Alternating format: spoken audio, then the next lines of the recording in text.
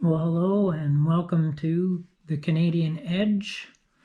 If you remember a couple videos back, I showed you what I use for knife maintenance, and I had to do some maintenance on a couple knives here.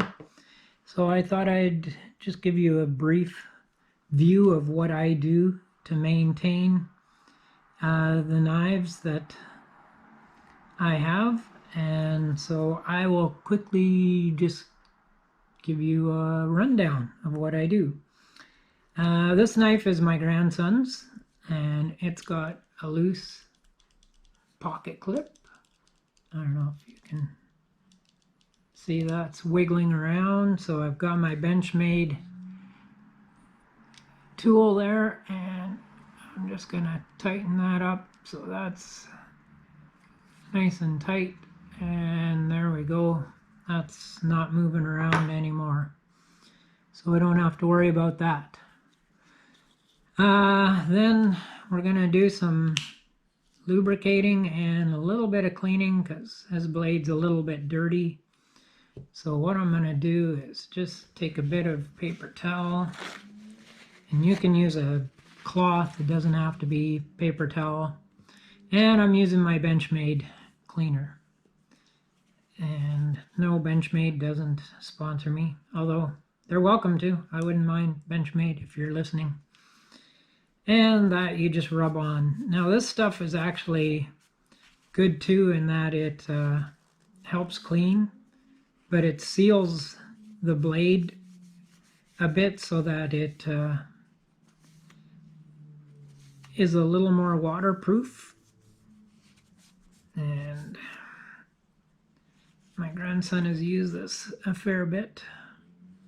Looks like there's a little bit of rust in places. So with that, normally I use a very fine, sorry about that, traffic along the road. Normally to get rid of little rust spots, I use a very fine steel wool. These I may or may not touch out for them. We'll see how it goes.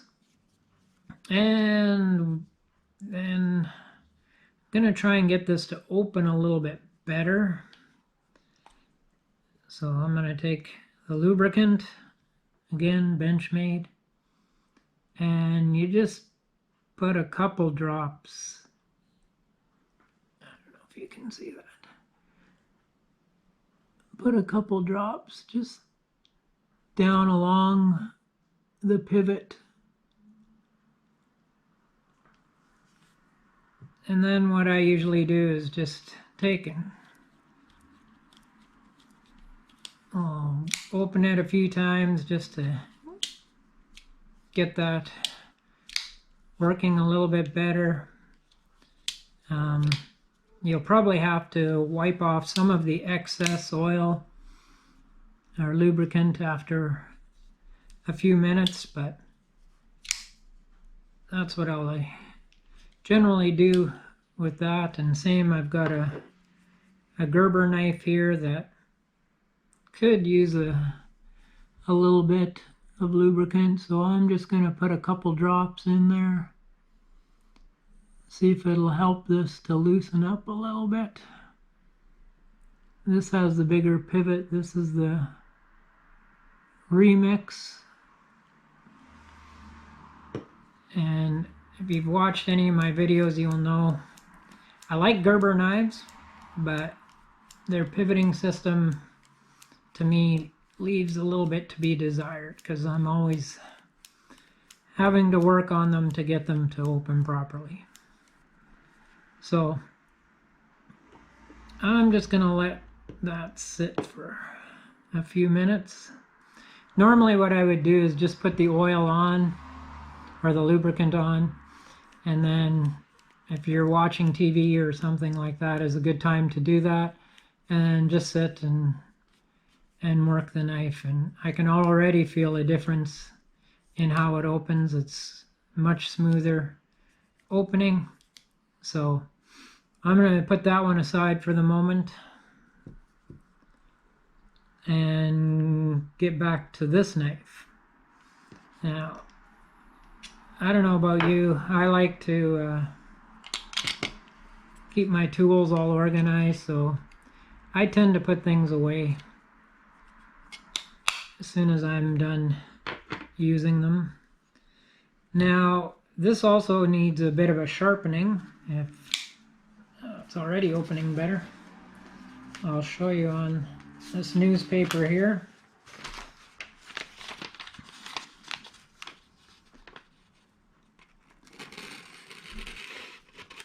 You can see it really doesn't do much in the way of cutting. It's actually quite dull, and so it does scrape the fingernail a little bit, but I'm going to just take and work with this a little bit. So this is my Arkansas Perfect sharpening stone.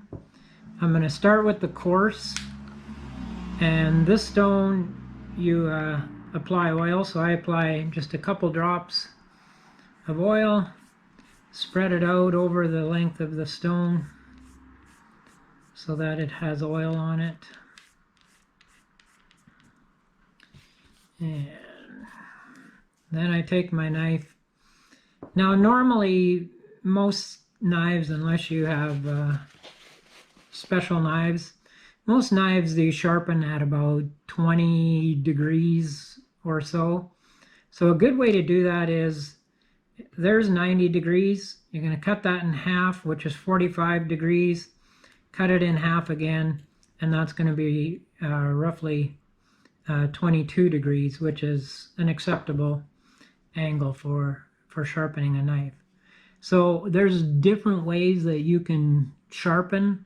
I'm going to show you the way that I use, and there might be people out there that say, oh, that's a bad way of doing it. It works for me. So so this is the way I do it. So I start right at the base of the blade, and I, with gentle pressure, pull the knife towards me. So I'll do that like that at my 20 degrees.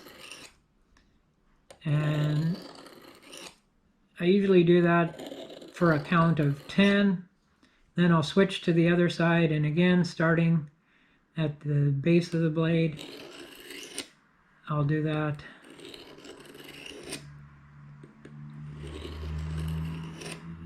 For, again, a count of 5 or 10 strokes. Now you can go faster if you want. I don't go quite that slow. I'm just showing you, excuse me, for the sake of the video. I usually pull about like that, and the only reason I do it at that speed is it just allows me to see that I'm getting an even pull on the blade. So